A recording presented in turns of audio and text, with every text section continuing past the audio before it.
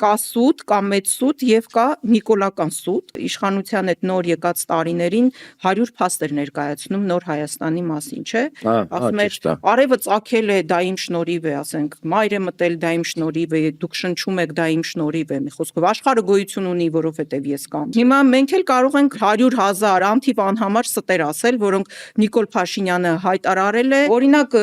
այն աղջիկ ժամանակները, որ ընդդիմադիր падգամավոր էր աշխատում, ասում էր